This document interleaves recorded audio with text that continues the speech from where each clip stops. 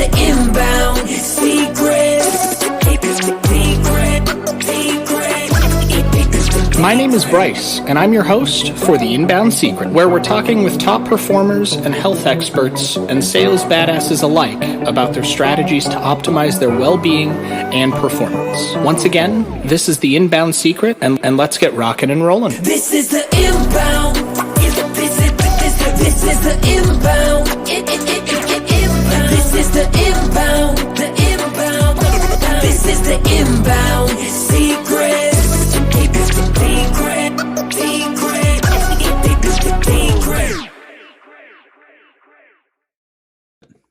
What's going on, everybody? It is the Inbound Secret coming at you again today with Manny Wolfe. He is really a coach of coaches, it sounds like, more or less, because what you've always specialized in is helping coaches and experts reach more people, make a bigger impact, make more money. You've been doing it for 5 or 6 years. You're a best-selling author. You've got training programs out. Mm-hmm. You've done the marketing and the live training. So we just had a guest on the episode before you who is an ex-teacher who specializes in like the systems side of info products. Yeah. You come in kind of a more holistic overview, let's get this thing rocking kind of way. Yeah. Yeah. Tell me a little bit about, first tell everybody about yourself, and then tell me a little bit about kind of what got you here. Like, where'd you come from? What's your story? Let's kind of trail back to memory lane for a little bit. Sure, man. I find myself creating organic lead gen systems and ideas out of a necessity. I mean, I think we probably all do. And for me, the necessity was a few years ago, I wrote a book, the book you referenced, and I didn't even know about the online space, much less marketing. It was just, I mean, it was not remotely in my awareness. And I somehow got a call with a publisher from Penguin, like an editor from Penguin. And that was like, I don't even remember how I did that. Somebody knew somebody who knew somebody and got me 15 minutes with this guy. And he said, first thing he said was, so you wrote a book, great. Do you have an audience? It's like, I didn't even know what that meant. Literally. I literally didn't even know the terminology. I was like, what? Like, I don't know. And so he said, look, the days of submitting your manuscript over and over again until somebody says yes are gone. Now you have to have an audience or a platform. And I said, what is that? He said, there's a group of people who like you. And I was like, how the hell do we even do that? Like, at this point, I literally probably had posted on Facebook 10 times at that point, about 8 years ago. Didn't even know that social media was used for promotion. And so I said, how do you do that? And he said, well, podcasts are hot right now. I said, all right. So I went and I started a podcast, just jumping in long before I even looked, leaping way before I looked. So I started. I mean, I think that's how most of us do it. Like, there's no like guidebook to, hey, here's how you be an entrepreneur. It's mostly just shove you off a cliff. You figure it before you hit the ground. Seems like it. Yeah. So I started the podcast and I thought, the book was a story of my life. It's not a marketing positioning book. It's like a real, true, gritty accounting of a one kid's really effed up life. You know what I mean? And so I thought, because of the book, well, I'd like to be a men's coach. And so I started a podcast that sort of aimed me in that direction, and nobody gave a rat's ass. Let me just be clear about that. Nobody cared at all. Like, the podcast came out and people started to message me and say, can you teach me how to sound like you on the microphone? Which was just the most random thing I could have imagined. But I said, yes, like, I will take your money and make you better at whatever you want me to help you with. Yeah. And so my first client ever was for voice coaching lessons. I was so green, I didn't even know about PayPal. I literally had him drive to the Wells Fargo in his state and deposit $397 in my bank account for a month of coaching. was the first money I ever made online. To be fair, you didn't miss out with PayPal. Oh God. Yeah. We could do a whole episode where I will nail them to the cross and throw gasoline on them. They are the worst. Later, a friend of mine would say to me, PayPal has no business anywhere near a serious business. And I agree with that. Oh, 100%. Yeah. Yeah. I can't tell you how many times I've been shut down or paused because it's like, we have a promo, we sell a bunch of shit, and PayPal's like, the fuck you doing making money? What are you doing? Yeah, exactly. Whoa. Nobody said you'd be making money here. Come on. Yeah, no, it's 100% true. Here's your cautionary tale, kids. Here's the moral of the story. Stay the hell away from PayPal. And Square. And if you can, Stripe. Yeah. Yeah. Don't be that one guy or girl who sits there all self-righteous and goes, I've never had a problem with PayPal. All you're doing is inviting pain. Yeah, it's like it took 3 years for me, and then they just came and kicked me in the taint really hard. Yeah, same here. Same here. It was like being on the bomb squad, right? Stay calm, keep everything dry, and you don't have a problem until you do. Yep. That's it, man. So I got this one guy who paid me, and I was like, this is amazing. I love this. I want more of this. How do I do it? That was sort of like the moment where I crossed under the sign in Dante's Inferno that says, abandon hope, all ye who enter here. Mm-hmm. And I went into the world of internet marketers. And it was just like a carnival sideshow, man. It was just like, overwhelming you with download this cheat sheet. Come to this webinar, do this, do that. That thing you just trusted, it's dead. Do this instead. And it just became so quickly like, first overwhelming. And then I started to see through it and go, wait a minute, most of this is bullshit. Most of this is just manipulative. Like it's not true. And I have a unique sort of bragging rights. I was born in a cult.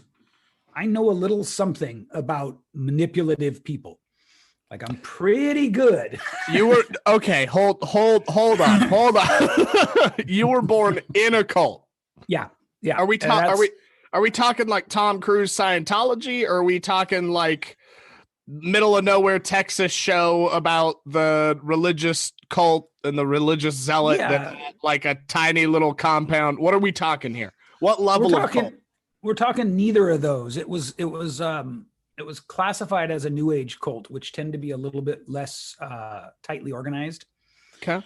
But they have the same things as all cults, which is a charismatic leader, deference to authority, twisted language, all these kind of like attributes. But the thing is coming from there into the world of marketing, I was like, whoa, like you guys are doing all that stuff. Yeah. Yeah, it's crazy.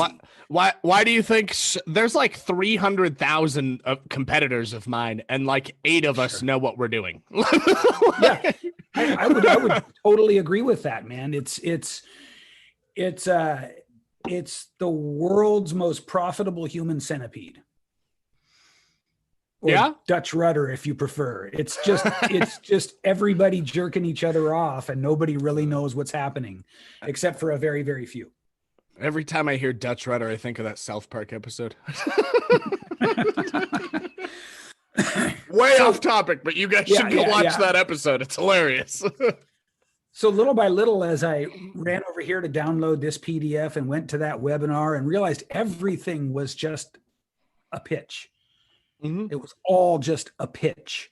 And the pitches were all overblown and hypey and, and deceptive. I started to realize that what had happened is a lot of these people had literally contorted their own ethics. They twisted their own moral centers to the point where they could accept things like the same lies they told us. There's a lot of lying in the marketing space. Mm-hmm. And if it's not an outright lie, it's a deliberately inflated promise. It's the 7 weeks to 7 figures, right? It's the laptop lifestyle by February, all of this crap. Yeah. There's something to be said about, cause you're right. There's a ton of people out there that just overinflate things. Yeah. Right? But there is something to be said about outlandish claims also having validity. For instance, I have a new group that I started, a new challenge that's coming out that's called Thoughts to Profits. Mm-hmm. In that 5-day challenge, it's a total of 7 days if you count the bonus material, but it's a 5-day active challenge. I can teach you how to go from a thought to a profitable info product and have profit by the end of the first week. Because I've done it. Strike me as inflated though. Because I've done it hundreds of times. Sure. And, yeah. And in that, and granted, I've only ever done it once for myself. Mm-hmm. Done it hundreds of times for other people. Yeah. That's why I can confidently say that claim. Yeah. But in it, I use an example. One of our most recent clients, HI, for their abbreviation. I don't know if I have permission to talk about them on the air because I'm on an NDA, but in 6 days, with $1,350 in total ad spend, we made them just shy of 40 grand on their first launch of an info product. Yeah. You can do it. So I always have to add a caveat when either I or somebody else talks about an inflated came 7 weeks to 7 figures. It's possible. Yeah. But it's not easy. Right. Right. It's simple systems utilized in a specific fashion. If you vary from that, you're not getting the result. If you don't have the prerequisites, you're not getting a result. There's caveats to it. There's tons of caveats to it. And in many cases, the systems aren't even simple. You know what I mean? But when I say simple system, I don't necessarily mean like the tech side of things or the instrument side of things. I mean, there's 7 total systems in any flourishing business, right? 4 of them are growth and client retention. The other 3 are admin. If you can get those 4 basic concepts down, whether you do them or somebody else does them for you, it really boils down to 7 simple tasks that you have to do on a daily basis. That's what I mean when it comes down to, is it easy or simple? No, it's not easy. It's hard as shit. But it's simply done if you follow a roadmap. Yeah. No, I agree with that. And I think that casting light on the difference between simple and easy is very important, right? Yeah, because a lot of simple stuff is not easy, especially when it comes to like when you want to really kind of like make big money, which I unapologetically want to do. You know, like that's 100%. All of you listening should also unapologetically want to make boatloads of money. Yeah, you should. Yeah, you should. So, but I'm guessing that you know as well as I do that many people do what I call predatory positioning. Oh, 1,000%. Yeah. Where it's like you deliberately blur the line between simple and easy in how you position things. Yeah. So anyway, I got here because I got so sick of like, and frankly, falling for it over and over again. Yeah. You know, and so I started probably about 3.5 years ago. I said, I'm just really going to go deep into this organic thing. I want to find out what this organic thing is about, what the limitations of it are, how to really do it, which led me to, you know, starting to get results a little bit and then a little better, then a little better. And starting to go, I know there are other people who would love to know this stuff. And that's why I call myself the reluctant marketer, is because now I teach what I've learned, but I never set out to do this. Yeah. It was never my goal. You know what I mean? I originally wanted to be a men's coach, man. But in a way, you still kind of are. Because I mean, let's call it what it is, right? Yeah. Entrepreneurship is male dominated. It is. Whether that's intentional or not, who knows? I know a ton of women that are just absolute rock stars that are entrepreneurs, but typically speaking, it's male. So in your own way, you still ended up being primarily a men's coach. That's true. Just for a different thing. Just for a different outcome. Yeah. And so like, that's how I got here. That's now what my my sort of like angry obsession is. And I say that playfully, like there are sometimes still though when I get like a little frustrated because the duplicity and the manipulation really, really rubs me wrong. Yeah. You know, 100%. and I'm sure that it's because of how I was raised. And so my question now, my quest, my big overarching, like, is this possible, is can you have wildly successful marketing strategies that are also fairly transparent and in alignment with sort of a high level of ethical, you know, a high degree of ethics? To answer your question, yes, you can. Yeah. I'm seeing you can. Yeah, I'm seeing that you can. It's the foundation of my companies. I mean, I've got my mantra tattooed on me. You're made to thrive, not just survive. And to give a little backstory, some of you listeners may know, some of you might. Manny, we haven't had the pleasure of having this discussion before. The reason Funnel Driven was founded, on top of having to start from Subterranean again, losing a prior company, life crumbling at some point in 2017. My upcoming book talks about that.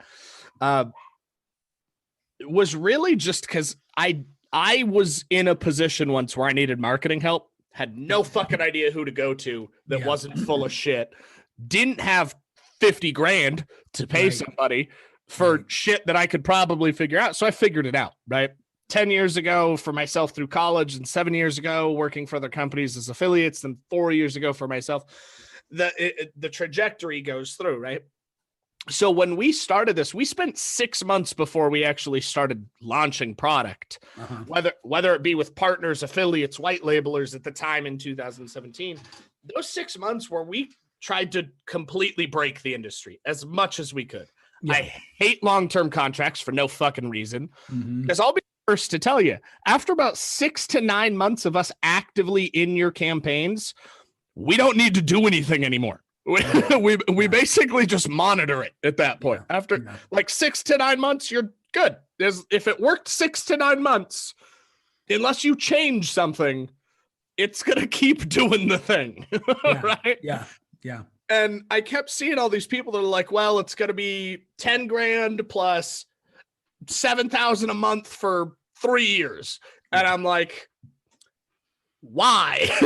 Yeah, totally. And then it was, how do we make it a win-win-win, right? How do we make it so we win, they win, the end user wins? And then how do we do it in a way that isn't just run of the mill, right? It took us after those 6 months, it really took us until this year to really develop our, I guess, specialty, right? Because we've been a marketing agency and a web development and an app development agency for 3 years. We've been doing all that stuff, right? But this year was the first year that we got so clear on what it is that we turn down clients that don't fit that model or send them to one of our other companies. Yeah. And what we do now is intent-based, affinity-backed, neuroscience-enhanced, omnipresent ecosystems for lead generation, client acquisition, sales scaling. If that is not what you need, you don't work with us. Yeah. But it took a long time to get there because there's so much noise in the industry, right? Yeah. And 100%. Clients, 85% of our clients this year have come from people that burned them in the past. Other agencies, other companies that sold them pipe dreams, burned them, and then gave them unrealistic expectations. Yeah. In 30 fucking days, there is a chance you're going to make $0. Okay? Yeah. I don't care how much you spend on marketing, how much you spend on us. In 30 days, there is a chance you will not make money. You will probably lose money. You will probably have a loss leader for your first quarter. In most cases. Now, holiday promotions change that. Specific CTAs change that. Having a product that just sells like hotcakes changes that, right? There are caveats, like everything. Yeah. But it's one of those things that, like, I'm really glad to hear somebody else say, could you do business profitably at large scale to help other people with integrity, morals, and ethics? Yes, you can. There's just not enough of us out there. Right. And then cutting through, you know, the cutting through is its own sort of process, for sure. But yeah, likewise, I'm glad to hear somebody in the industry say, the truth, which is in 30 days, it's very, likely you won't make money. Because this is one of the most common inferences in the space. They don't ever come out and say it anymore, but they used to when I first got in the space. Oh yeah. But now it's just cleverly implied that, look, within 48 hours, you're going to be sitting on the beach forever, and they're getting better and better at saying it without saying it. And it's just not the reality. It's, so that's kind of like, that's kind of like what I'm trying to blend is like reality with effective lead gen. And then, sales conversations and stuff like that. That's really where I want to be. And primarily organic is what I teach. Yeah. So that's my. We're ironically on the other side of your coin. We do, obviously we do organic stuff as well. It's why we have a podcast, but it's what we primarily do is paid tactics, primarily paid advertising, paid marketing, paid promotion. And that's what we specialize in. So it's good to know. It's good to know people like you that are on the reverse side of that coin. So if somebody's like, hey, I just don't want to do paid advertising, but this is what I need done. Cool. Manny's your guy. Rather than trying to flip through a fucking conveyor. So you reluctantly got into the industry, but it sounds like you kind of, to some extent, became passionate about it. Yeah. One of the things that I think a lot of us can relate to, that's certainly true for me, is if I have something to push back against, I'm more passionate than sort of like in a vacuum. You know what I mean? Yeah. And like all I have to do, if I was to open up Facebook right now and scroll through, I'd get 10 reasons to still be passionate about what I'm doing. In about 5 minutes. Yeah. In about 5 minutes. Yeah. And about 4 or 5 flips of the thumb. So yeah, I am passionate about it. I think that in general, I'm a person of sort of a passionate disposition, and I do, man. I look, my next goal is $100,000 months with wildly high profit margins. That's what I want. And I want to do it, by helping other people. I want to, to be able to get that feeling of consistency. One of the things I think about a lot is what it feels like when you're starting out and you have a hodgepodge of different pieces of advice and concepts. I think of it as like waking up every day and going into this like insane room that just has pedals and pulleys and levers and bells and chains and, and you got to figure out the right combination that makes a client pop out of the chute. Yeah. But the combination's changing all the time, right? And and here's the crazy thing about that. That's what's going on in all of our heads at any point. We see 4,000 to 6,000 ads a day. Right. Our brain processes 60,000 approximate thoughts a day. 80% of which are, I just heard this stat the other day. It was one of my last guests. 80% of which are old information or influenced by yesterday. And 90% of which 70 to 90% are potentially negative or neutral. Right. So like our brain is consistency, like fuck that ad, fuck that. Yesterday sucks. I wonder why my toe hurts. Pretty much. So when you're doing advertising, paid advertising, organic advertising, this is the thing. I can't preach this enough, and I don't understand why people don't understand this concept. You're building a fucking relationship. 100%, man. 100%. It's just like dating. Yeah. You see a girl at a bar, you go approach her. You do not immediately ask if you can bend her over your couch. Like you've got to wine and dine her. No matter how bad you want to. Yeah.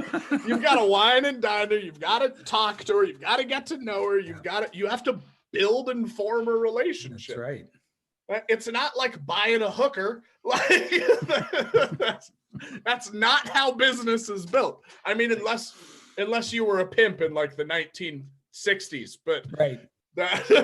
We're talking about ethical business here. Right. Not so way off topic, but I have to bring this up because I don't think I've talked about it yet. I don't even know how to say this, so I'm just going to come out and say it. Seattle hired an ex-pimp to be a street czar. What the hell is going on in Seattle? That's a whole different 3-part show, man. Yeah, I don't know what happened to Seattle, bro. So, yeah. So anyway, like, I believe it can be done. Yeah. You know, I believe it can be done. I believe that there can be marketing that is a mix of high ethical value and transparency, influence and persuasion, you know, and then entertainment too, because it's got to be entertaining as well. I mean, if it's not, your brain just stops caring.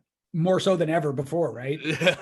Yeah. I mean, it always had to be entertaining or aspirational or you know, I don't like, I think back to David Ogilvy and Eugene Schwartz a lot, because I see a lot of what they talked about back in the 50s still works if you adapt it to the digital sort of domain.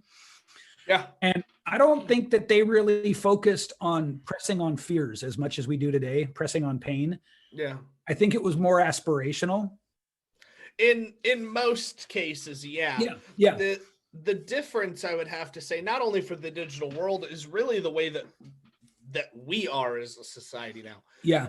Back in their time, we weren't fear-mongered by every piece of media that has ever been presented to us in a daily basis. That's true. The news at that time actually reported news. Actually reported the news. That's they didn't just make shit up coffee in the morning and be like, what are we gonna fucking talk about today? Where, I mean, for God's sakes, I'll talk about it. I've got no problem talking about it.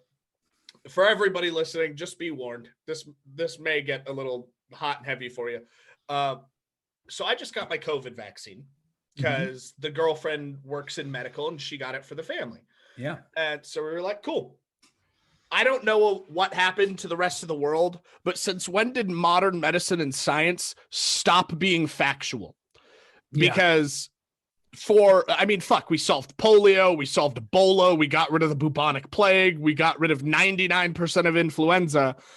And the fact that we live to be 100 and we don't die from dysentery at 25 anymore. Right. Somehow society has forgotten that modern medicine is the reason that happened. Right. Yeah. And I'm just going to call everybody out for a second. Those of you who honestly believe that they're going to put a microchip inside of a vaccine on their dime, you're out of your damn mind. You slap an Apple logo on it, every fucking person in America will pay for that microchip. You've already proven that. Yeah. Back in the 1950s, people were scared of wiretaps. If they said something wrong, the government would wiretap them. Now we line up to buy wiretaps, okay? Think about that for a second, people.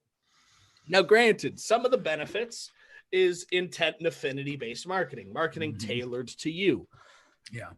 But if you think the government or some secret society is going to spend their own money to track you, they don't need to. That's true. That's true. For all you kids at home, tinfoil hats on, hiding under the couch, there's not a whole lot of value in, especially the US, right, being any more complacent than we are. Yeah. Any more sort of malleable than we are. We're sort of at either the apex or the lowest part of the dip, depending on how you look. For already being we're like a fat teat that they can milk. Yeah. And I can't get there either. It's funny, we're just veering off into this because I totally agree here. I can't get to oh my God, there's actually a plan to somehow make America more under control of media? Like, is that what we're saying? I'm not sure that's possible. Yeah, I really don't. I talk with my wife about this all the time.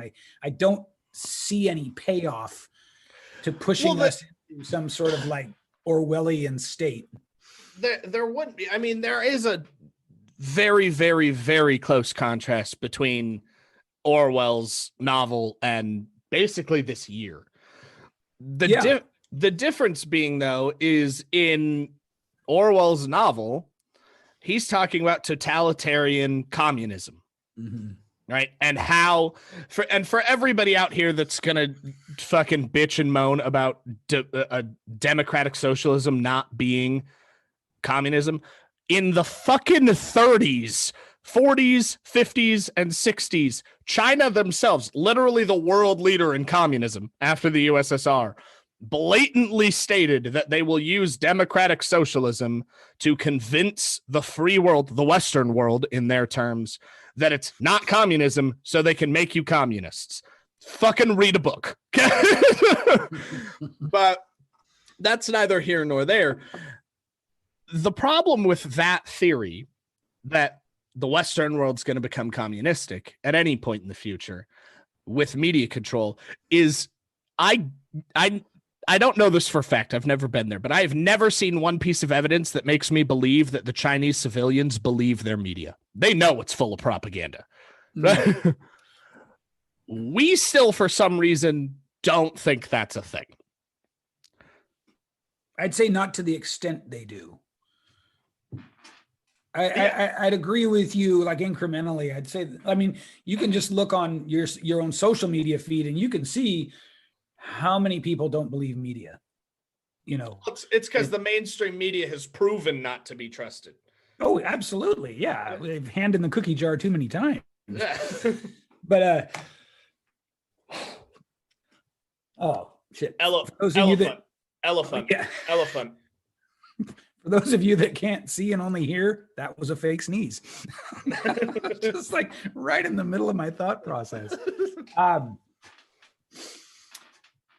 I don't remember how we got here, bro. Neither do I. We went down a rabbit hole. We did, man. Let's bring it back a little bit. I think I know how we can bring it back. In George Orwell's novel, he's talking about how media manipulation to the masses can be a bad thing. Mm-hmm. And the newest Netflix documentary, what is it? Social Dilemma. Yeah. It's a pretty good watch. Yeah. They show a different face of that coin. They show it was meant for good, but these are the problems that have come from it that nobody thought about when they were developing it. Right. Yeah. How does, and this is something that we're both in tech, social, the communication, the relationship aspect. Mm-hmm. Now, the Social Dilemma talks mostly about how my side of the coin can impact and persuade if used inappropriately. Yeah. It doesn't touch a ton on organic traffic, but there is one stat that it brings up. Fake information spreads 6 times faster than the truth. Yeah. So how are you and your clients? Yeah. And more importantly, what can the people listening do? Yeah. To be able to not only control the organic, but to make sure that it's at all times full of integrity, ethics, and morals, while still garnering the result they're looking for? Solid question, and that was like a Hail Mary pass that you brought that back. So nicely done. So here's the thing. No process can dictate the integrity piece. It's either in you or it's not. You know, I've encountered more sociopaths and narcissists since moving into the online space than I was ever aware were out there. And it is what it is, man. It is what it is, right? Hopefully you, Joe and Jane public listening, you know, aspiring coach who tends to be, if you're my people, you tend to be a little bit what we call heart-centered, which I don't mean that in a woo-woo way. I just mean you really are doing your work because you think it can help people. We call them impact-driven. Impact-driven, heart-centered, sure. So those people, you have to dial in your own values, your own ethics, your own integrity. It's got to be there. And then hopefully that will help you to be able to spot the sociopaths and the narcissists, because heads up, man, they're out there. Yeah. And a lot of them, and they flock to coaching because coaching is an environment where being a charismatic leader figure can really serve you powerfully. Like you can do real well with it. So that having been said, assuming that Oh, I guess this is going to be for everyone. And I just hope that those of you that aren't impact driven and heart centered somehow don't hear this episode. Here's what we do. I'm a big fan of, and we'll talk about Facebook. Facebook gives you 5,000 friends. First thing people don't seem to think about is that you can fill that little stable with whoever you want. Yeah. Why don't you fill it with, let's say you can, I think research shows that we can manage 150 relationships at a time, give or take. Mm-hmm. So why don't you fill it with 4,850 good prospects? There's one thing right there. Okay. Take a little time, do a little research, find out where they hang out, invite them over. When you invite them over, don't be a dick. Like, this part is so self-evident to me, man. And people miss this so much. Don't invite me over and then offer me something. I'm going to add to that. Whoever's teaching people to cold pitch in DMs with no information, this is going to sound rude, but I hope you fall downstairs. I don't mean any harm to anybody, but for the love of God. Yeah. That's the equivalent of walking around with your nuts hanging out at the bar. Yeah. It's not cool. Nobody wants to see it, and you're going to get a bad reputation. Yeah. So fill your friends list with ideal prospects. Duh. Mm-hmm. But here's the catch. No matter how much you can tickle the algorithm, you maybe get 10% of that 5,000. Oh, that's a high number. Yeah, it's a massively high number. Yeah. It's a massively high number. So we need to be able to get in front of more people. Mm-hmm. If you're a student of Eugene Schwartz and David Ogilvy, you'll know the AIDA acronym, right? Attention, mm-hmm. interest, desire, and action. I'd add one in front of that, audience. Yeah. The audience, attention, interest, desire, and action. Got to have the audience first. Mm-hmm. The way I like to do it is through boosting content from a page. Mm-hmm. Now, everybody wants to jump up as if they know what the F they're talking about. Boosting's a waste of money. Boosting. No, you just don't know. So I'm gonna clarify this for a lot of people. Boosting money boosting ads with money, or boosting content versus an ad, comparatively is a waste of money. And I specify that because it depends on what your end goal is. If you're looking for organic traction, organic reach, organic conversations, organic penetration, boosts work great all day long. You'll get impressions cheap, you'll get engagement cheap, you'll get through plays cheap. If you're running ads for what most people are running ads for, you want a conversion. You want a conversion of some kind or a purchase. Yeah. Then boosting a post, you might as well just shovel some cash into a toilet, because it's 100% correct. Not going to work for the conversion side of things. Boosting is not a conversion tool. Shouldn't be thought of as a conversion tool. However, what boosting can do, done right, is allow you to sort of get over the garden wall of your 5,000 friend limit. Mm-hmm. Last year, I built one page out to about 1.2 million people, and it cost me about $9,000 to do it. Nice. Yeah. So that's 1.2 million people. Now, here's the thing. I'm sort of developing this modality, this way of thinking, and I call it indirect ROI. Mm-hmm. I get that most marketers are hyper-focused on ROI, especially if you're an agency owner, because you have to answer to the people whose money you're spending. ROI, ROAs, and then conversion tax. Yeah. So indirect ROI is the stuff that comes back. You can prove I did this new thing happened, but tracing it dollar for dollar is hard.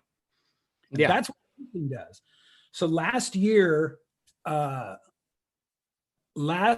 my top line or bottom line, whichever, the gross, right?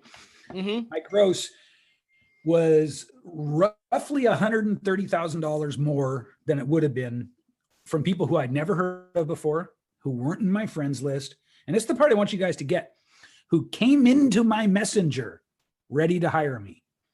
So from my perspective, they came out of the blue. came in ready to hire me. In fact, I had one lady tell me at the end of last year or the beginning of this year, I just threw a little offer out on my profile. Mm-hmm.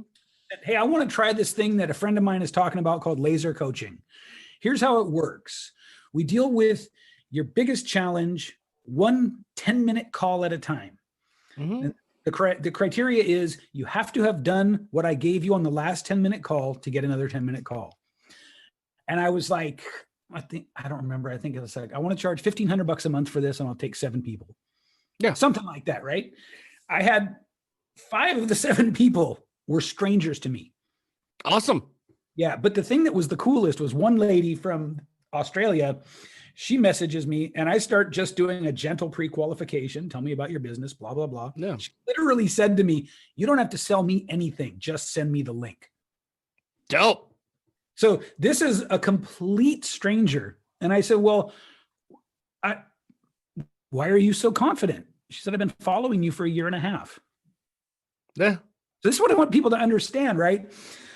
Well, this I'm going to add to that too. This is one thing that, as a paid expert, is really hard to convey to clients in many cases, right? Yeah. As I'm sure you've experienced. When you see your average guru, Dan Henry, fucking Frank Kern, Grant Cardone, fuck Dan Locke, I don't care who it is. Any name that you want to bug me. Any name you put together, you see them be flashy. You see that. Yeah. We're not going to get into the conversation on if they're ethical or if they have integrity or how their morality stands. That's a whole nother episode. Mm-hmm. But the reason I bring them up is you see them and you think that they see an ad that has a bunch of stuff and somebody pays them. No, their average client follows them for 6 to 18 months before investing with them. Yeah. Yeah. That's so important, man. These people understand this sort of ecosystem of touches, right? Yeah. Yeah, and that's where the boosting idea drastically reduces the cost per touch. As long as you're not asking. Which I think is fantastic because, I mean, to be quite frank, I still have room on my friends list. Mm-hmm. I'm probably going to give this a shot, see what happens. Because I already do content and nurture and offer help and answer questions and get tagged. So why not just take it to the next level? Yeah. And for all of those listening that are like, but you're a paid advertising expert. Yeah, but does that mean I don't want free traffic? No. Yeah, exactly. And for those of you listening too, behind the scenes, I'm starting paid traffic. I'm not like a zealot about one or the other. Yeah. What I teach is organic because I know that there's a range there before which it's very risky to start getting into paid traffic, right? Like an income range. You should be doing both. I mean, that's the sort of sweet spot. Yeah, I mean, the general rule of thumb, when you can get there, if you can get there quickly, the faster you can get there, the better. And there's mixed methodologies, paid first, organic second, organic first, paid second, mixed methodologies, but the end goal is always the same. Yeah. Paid advertising is your quick buck. It's your quick audience. It's your quick tracking. It's your scalable approach. It's your scale. Yeah. Organic is your long-term profitability added. It's your accountability. It's your referrals. It's your reputation. Yeah. Also, for those of you who don't know, you can get a fuck ton of content from your organic stream for your paid ads. Yeah. Yeah. I look at it too as like, for those who are using paid strategies, again, which no doubt those work. So let's just be clear about that, because I know a lot of people who are either organic or paid. I heard Taylor Welch say, traffic and funnels guy. I heard him say that like 38% of their revenue over the last 3 years came from organic. Yeah, which is phenomenal. Yeah, which, I mean, I can't verify that or disverify it or whatever, but I'm just saying, for a guy whose whole jam is paid campaigns, to say that is indicative, right? And so I look at like the organic as sort of like just seasoning up the stew if you've got a good solid paid thing happening. Yeah, I mean, it plays into the old tried and true statement. You're going to pay for it one way or another, time, money, or both. That's right. Which one do you want to invest in now? Yeah. Yeah. And are you serious about building a really powerful marketing system? Because if you are, there's no reason not to use both. And let me add something to this for everybody listening, and keep it tuned up. We have over 200 funnels, okay? Because our offer has slightly changed. We're rebuilding all of it. Yeah. It's gonna take us months.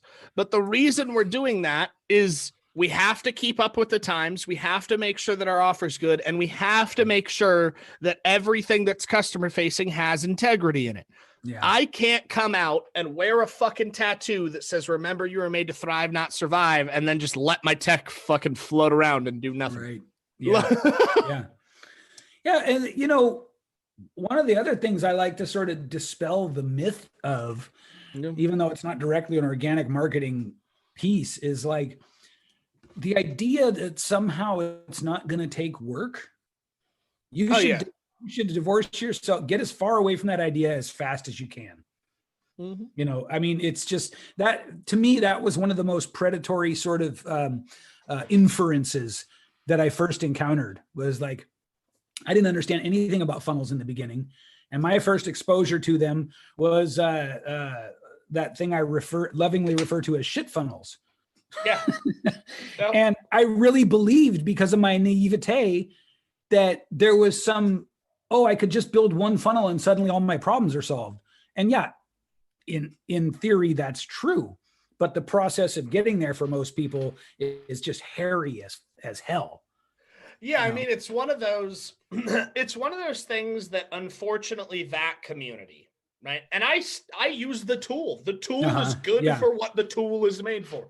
Right. Just like a Craftsman wrench is just as good as a snap-on wrench if all you're doing is turning a bolt, right? Yeah. It's a wrench. The community does. First, let's give credit where credit's due. Whether you like him or hate him, the guy that started that is a masterful marketer. 1,000,000%. In what he does, he has perfected his method for what he does. Yeah. Okay. That doesn't mean that there aren't things that I have issue with in the community that was developed because of that. Right. My biggest issue, and we've got to wrap up, so we'll keep this conversational topic pretty short. My biggest issue with it, much like you got taken advantage of because of that naivete. But that stems from, there's like 500,000 people that read one chapter of a book, watched 3 YouTube videos, and they think they know what the fuck they're talking about. Yeah. The reason the cliche practice makes perfect exists is because until you practice it, you don't have the skill set to back up what you're claiming. Yep. Right? You could go to college to be an ASE certified mechanic, but if you've never worked on a car after you got that certification, there's no fucking way you know what's happening right now. Yeah. Yep. Exactly. Yeah, I come from the world of martial arts, and there's a small group of people in that world who collect black belts. Okay.